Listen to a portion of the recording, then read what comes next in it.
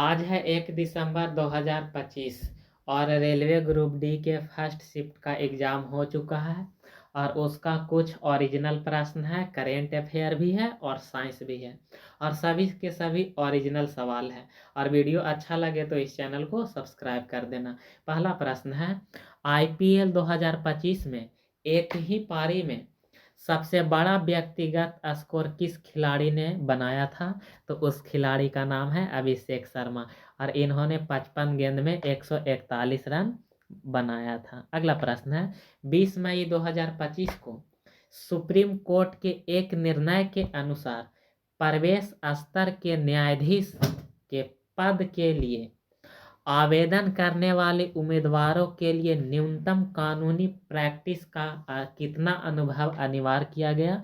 तो 3 वर्ष, यानी ऑप्शन नंबर सी। अगला प्रश्न है, वर्ष 2025 में वन जैव विविधता और जलवायु सुधार की राज्यवार रैंकिंग में भारत में प्रथम स्थान किस राज्य को दिया गया? तो उस राज्य का नाम है आंध्र प्रदेश। अगला प्रश्न है, सितंबर 2025 में RBI के नए डिप्टी गवर्नर के रूप में किसे नियुक्त किया गया? तो शिरीष चंद्र मुर्मू को बनाया गया, यानी ऑप्शन नंबर ए। अगला प्रश्न है, वरुण भारत और किस देश के बीच आयोजित होने वाला एक नौसैनिक युद्ध अभ्यास है? तो यह अभ्यास फ्रांस के साथ आयोजित किया जाता है। अगला प्रश्न है, 10,000 मीटर की दौड़ में 27 मिनट 22 सेकेंड का समय निकालकर राष्ट्रीय रिकॉर्ड किस भारतीय एथलीट ने बनाया? तो उसका नाम है, उस खिलाड़ी का नाम है गुलवीर सिंह।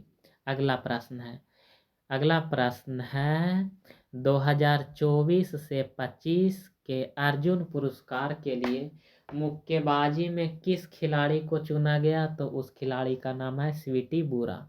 अगला प्रश्न है, 2025 में जेंडर गैप इंडेक्स में प्रथम स्थान किस देश ने प्राप्त किया? तो आइसलैंड। अगला प्रश्न है, जून 2025 में किस देश ने 3 लाख से अधिक प्रतिभागियों के साथ एक गिनीज वर्ल्ड रिकॉर्ड स्थापित किया? यह रिकॉर्ड किस देश में हुआ था? तो अपना देश भारत। अगला प्रश्न है, गुजरात विधानसभा उपचुनाव 2025 के विजेता कौन है? तो राजेंद्र चावड़ा। अगला प्रश्न है, 2025 में प्रिंत्जर पुरस्कार किसे मिला? तो यह पुरस्कार जीतने वाला व्यक्ति है लियू जियाकुन, जो चीन के रहने वाला है। अगला प्रश्न है, 5 जून 2025 को मनाया गया विश्व पर्यावरण दिवस का मुख्य थीम क्या था? तो प्लास्टिक प्रदूषण पर रोक, यानी ऑप्शन नंबर सी। अगला प्रश्न है, फॉर्मिक अम्ल का रासायनिक सूत्र क्या होता है? तो HCOOH, यानी ऑप्शन नंबर ए। अगला प्रश्न है, निम्न में से कौन सा कार्बनिक यौगिक नहीं है? तो Na2CO3, यानी सोडियम कार्बोनेट कार्बनिक यौगिक नहीं है। अगला नोमेरिकल है, क्या है कि 20 न्यूटन का एक नेट क्षैतिज बल 4 kg के एक ब्लॉक पर कार्य कर रहा है। ब्लॉक प्रारंभ में विराम अवस्था में है और बल 5 सेकेंड तक लगाया जाता है। ब्लॉक की अंतिम चाल ज्ञात करें। तो इसे हल करिएगा तो इसका ब्लॉक का अंतिम चाल होगा 25 मीटर प्रति सेकेंड। अगला प्रश्न है, निम्न में से कौन सा कथन यह पुष्टि करता है कि दिया गया विलयन अम्लीय है? तो अम्ल के 3 गुण है। पहला तो पता होगा, ये स्वाद में खट्टा होता है। अगला पॉइंट है, विलयन नीले लिटमस पेपर को लाल कर देता है।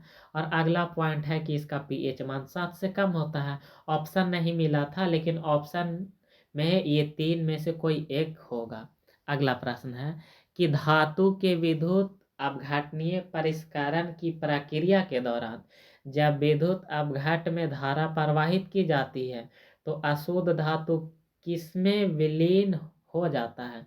तो एनोड में विलीन हो जाता है। अगला प्रश्न है, निम्न में से संभारिकों का कौन सा गुणधर्म सदैव भिन्न होता है? तो संभारिक में परमाणु संख्या हमेशा अलग होता है। अगला प्रश्न है, डायरेक्ट पूछ दिया था कि शक्ति का सूत्र का होता है, तो यानी P बराबर W/T होता है। अगला न्यूमेरिकल है और इसे हल करिएगा और हल करने के बाद इसके आंसर को कमेंट बॉक्स में छाप दीजिएगा। अगला प्रश्न है, निम्न में से कौन सा प्लास्टिड पौधा के भाग को पीला, नारंगी या लाल रंग प्रदान करता है? तो उसका नाम है क्रोमोप्लास्ट। अगला प्रश्न है, प्रिज्म के बारे में निम्नलिखित में से कौन सा कथन सही है?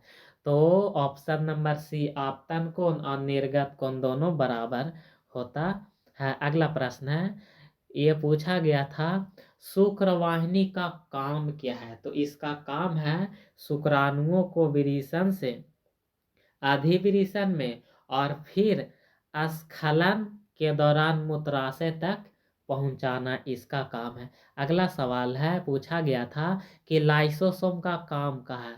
तो ये अपशिष्ट को तोड़ता है और कोशिका के पाचन तंत्र के रूप में काम करता है। अगला प्रश्न है, ये भी न्यूमेरिकल है, यदि किसी तत्व के एक परमाणु के नाभिक में 11 प्रोटॉन और 12 न्यूट्रॉन होता है तथा परमाणु में 11 इलेक्ट्रॉन है, तो उस तत्व की द्रव्यमान संख्या क्या होगा? तो इसका द्रव्यमान संख्या होगा 23, यानी प्रोटॉन और न्यूट्रॉन को जोड़ देते हैं तो वही का निकलता है, तो वही निकलता है द्रव्यमान संख्या। अगला प्रश्न है, बोहर मॉडल के अनुसार इलेक्ट्रॉन कैसे गति करता है? तो बोहर मॉडल के अनुसार इलेक्ट्रॉन नाभिक के चारों ओर निश्चित वृत्ताकार कक्षा में गति करता है, जिन्हें ऊर्जा स्तर या ऊर्जा कोश कहते हैं। अगला प्रश्न है, भारत के 16वें वित्त आयोग के अध्यक्ष कौन है? तो अरविंद पनगड़िया।